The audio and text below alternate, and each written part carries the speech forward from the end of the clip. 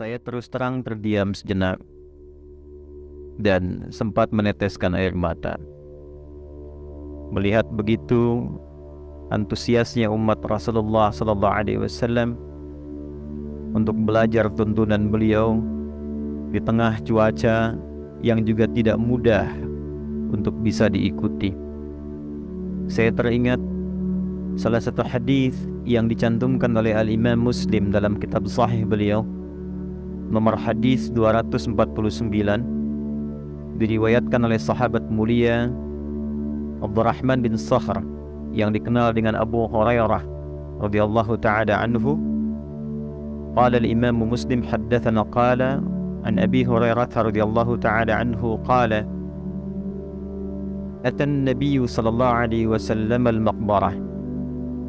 Satu kali Nabi sallallahu alaihi wasallam mengunjungi pekuburan, sunnah di antara ziarah, dan dalam tafsir hadisnya pemakaman Baqi'. Faqala Rasulullah sallallahu alaihi wasallam, maka beliau menyontohkan kepada kita sunnah saat datang ke awal kuburan. Kata beliau, Assalamualaikum ya dara qaumin mu'minin. Semoga keselamatan senantiasa lekat dengan anda semua, hei yang berada di pemukiman komplek-komplek alam barzakh insan beriman. Ini juga sunnah supaya mencari pemakaman di pemakaman yang tempatnya beriman isinya, supaya lebih tenang, nggak berisik nanti dengar teriak-teriak yang lain. Kemudian yang paling menarik, wa inna insyaallah bikum lahiqun, mengajarkan kepada kita bahwa kita pun tidak lama berkehidupan, satu saat akan kembali. Dan kami pun, kata beliau, dengan izin Allah akan menyusul kalian semua. Syahidnya bukan itu. Setelah selesai dengan kalimat ini, beliau menyampaikan kepada sahabat-sahabatnya, wadidtu ra'ayna, di riwayat lain, inna ra'ayna ikhwanana, sungguh aku berharap dapat segera menjumpai dan melihat saudara-saudara kita. Faqalu, maka para sahabat bertanya, ya Rasulullah, alasna ikhwanak, bukankah kami ini saudara-saudara engkau? Kata Nabi, ikhwanuna alladhina lam ya'tu ba'du, yang aku maksud saudara-saudaraku bukan kalian. Antum ashabi, kalian tuh sahabat-sahabatku. Ikhwanuna alladhina lam ya'tu ba'du, saudara-saudara kita itu adalah umat yang nanti datang setelah generasi kalian. Faqalu, maka mereka berkata, ya Rasulullah, kaifa ta'rifuhum yawmal qiyamati, kaifa ta'rifuhum yawmal qiyamati walam tara alladhina ya'tu ba'du fid dunya. Bagaimana engkau bisa mengenali orang-orang itu, saudara-saudara kita itu di hari kiamat nanti, sedangkan engkau tidak pernah menjumpai mereka saat di dunia? Faqala Rasulullah sallallahu alaihi wasallam, maka Rasulullah sallallahu alaihi wasallam menjawab, ara'aita law anna rajulan lahu khayrun ghurrun muhajjalatun baina dhahri khailun duhmun bahmun. Bagaimana pendapatmu jika seorang lelaki memiliki seekor kuda yang tangguh, yang putih di keningnya, putih di kakinya, dia berada di lingkaran kuda-kuda yang lain yang semua terlihat hitam gelap. Ala ya'rif khayla, bukankah akan mudah ditemukan? Maka setelah itu Nabi mengatakan, sayyatu ghurran muhajjalina minal wudu', di isyarat hadis lain, min atharil wudu', wa ana atgharuhum 'ala al-hawd. Mereka akan datang dan terlihat dari sinar bekas-bekas wudu'nya, dan aku akan menanti mereka di telaga surga.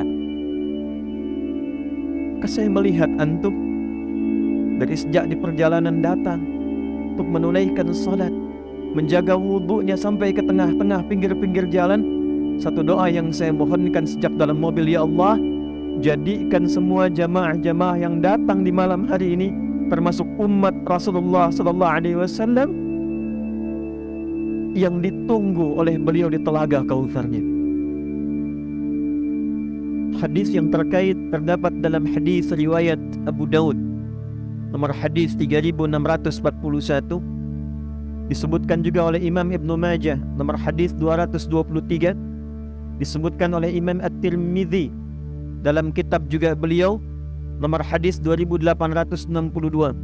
Sanadnya tersambung kepada sahabat Abu Darda radhiyallahu taala anhu, qala Rasulullah sallallahu alaihi wasallam, man sadaka tariqan yaltamisu fihi ilma sahhalallahu lahu tariqan ila al-jannah wa innal malaikata la tad'u ajnihataha ridan litullabil ilmi bima yasna' atau kama qala Rasulullah sallallahu alaihi wasallam. Siapapun yang berangkat dari tempat dia menetap atau dari tempat dia berawal menempuh perjalanan tariq, bukan syari'. Syari' itu jalan luas yang umum. Tariq jalan yang kadang tak mudah ditempuh, kadang berliku, kadang ada macet, kadang hujan. Maka semua tapak langkahnya, kata Nabi, sampai dia datang itu, sampai dia kembali, akan diperintahkan malaikat mencatat semua itu menjadi peringan bagi langkahnya untuk melangkah ke surganya Allah subhanahu wa ta'ala. Dan Nabi melanjutkan, sejak dia berangkat, tiba di majlis ilmu, sampai kembali lagi, maka Allah perintahkan pada malaikat untuk membentangkan sayapnya, memberikan ridha kepada para penuntut ilmu itu. Maka makna ridhan li tullabil ilmi di hadis ini, di antara maknanya adalah, satu, malaikat mengaminkan doa-doanya. Yang kedua, ini yang juga penting, memohonkan ampunan kepada Allah atas istighfar yang para penuntut ilmu mohonkan kepada Allah dari mulai berangkat sampai pulang. Jadi manfaatkan dua hal ini. Kalau datang ke majlis ilmu, yang diperbanyak jangan selfie-nya, jangan gambarnya, yang diperbanyak doanya. Mungkin ini kesempatan antum banyak berdoa, boleh jadi di momen ini Allah ingin kabulkan. Malaikat yang mengaminkan. Dan boleh jadi di detik inilah Allah menginginkan antum menjadi hamba yang dicintainya. Karena di antara ciri hamba Allah yang kalau Allah sudah menanamkan cintanya kepadanya, di antaranya adalah orang-orang yang merasakan punya salah dan ingin tobat dan kembali kepada Allah subhanahu wa ta'ala. Turunlah Quran surah kedua Al-Baqarah di ayat 222. Innallaha yuhibbut tawwabin. Sungguh Allah mencintai orang-orang yang gemar bertobat. Ayat ini memberikan pesan, kata para ulama, terkadang Allah lebih mencintai pelaku maksiat yang gemar bertobat dibandingkan orang soleh yang tidak pernah merasa salah. Kisahnya viral kan? Ada seorang di era Nabi Musa alaihi salam ingin bertobat, datang kepada seorang syekh gitu kan, dikisahkan. Maka disampaikan, pergilah kepada si fulan karena ia yang mampu membimbingmu. Dan itulah adab di antara para pengajar, para ulama. Kalau memang melihat di antara muridnya bukan bagian kepakarannya untuk mengajarkan, maka referensikan kepada syekh yang lain. Ini bukan pakarnya hadis, ngaji aja sama Habib fulan, beliau yang pakar hadis. Itu sunnahnya. Saya bukan pakar tafsir, ngaji aja sama Kiai fulan, beliau pakarnya. Maka ini ada anak muda ingin bertobat, kejahatannya banyak yang pernah dikerjakan. Beliau melihat yang mampu bimbing engkau, itu majlisnya ada di sana. Maka berangkatlah anak itu. Di tengah perjalanan, di tengah-tengah lebih sedikit sejengkal saja sebelum sampai ke tujuan, tiba-tiba datanglah ajalnya, wafat dia. Ini nanti yang menjadikan salah satu kisah ini turunnya surah keempat, surah An-Nisa di ayat yang ke-100, paling kiri sebelah bawah di mushaf. Wa may yuhajir fi sabilillah yajid fil ardi muraghaman katsiran wa was'a wa may yakhruj min baitihi. Ini kalimat pentingnya nih, catat baik-baik. Wa may yakhruj min baitihi muhajiran ila Allah wa rasuli thumma yudrikuhul maut faqad waqa ajruhu 'ala Allah.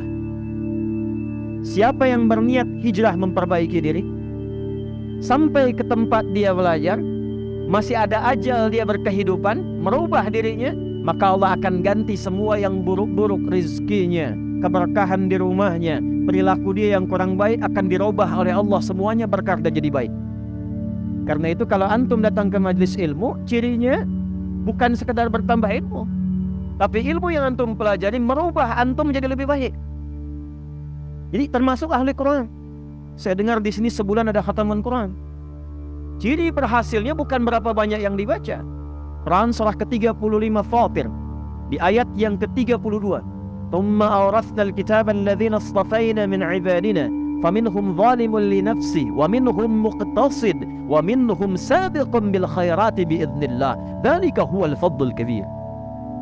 Orang yang berhasil menjadi ahli Quran, kata Al-Quran, adalah orang-orang yang menjadikan Quran yang dia baca, dia hafalkan, mampu merubah dia menjadi lebih baik. Jadi kalau antum belajar, masih ada kehidupan, ilmu yang kita pelajari menambah wawasan, mendekatkan diri kita dengan Allah. Imannya naik, ilmunya bertambah, perilakunya berubah. Itu yang akan diangkat derajatnya oleh Allah Subhanahu wa taala. Quran surah ke-58 di ayat yang ke-11. Yarfa'illahu alladhina amanu minkum walladhina utul ilma darajat. Tapi kalau antum berangkat niat ingin taubat, niat ingin berubah, niat ingin hijrah, bahkan belum sampai ke majlis, belum sampai ke Masjid Fatimah Muhammad, baru di tengah-tengah perjalanan niat ingin berubah, thumma yudrikhul maut, seperti pemuda tadi tiba-tiba maut datang di tempat, di keadaan yang bahkan tidak dia duga. Ya, 5 hak prerogatif Allah. Quran surah ke-31 ayat 34.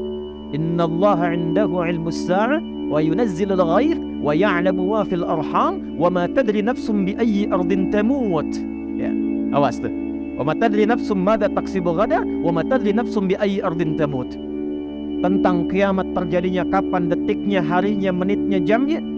Pengaturan tentang cuaca, tak ada kepastian cuaca, yang ada perakiraan cuaca.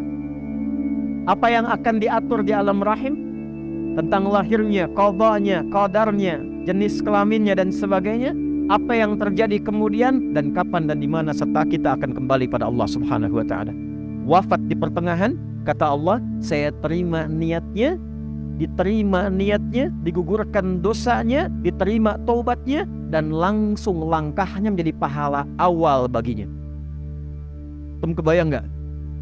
Dosanya gugur semua tuh dengan niat taubatnya. Lalu dia melangkah, langkahnya itu dihitung sebagai pahala awal. Jadi dosanya gugur, amalan dia ada, cuma langkah aja.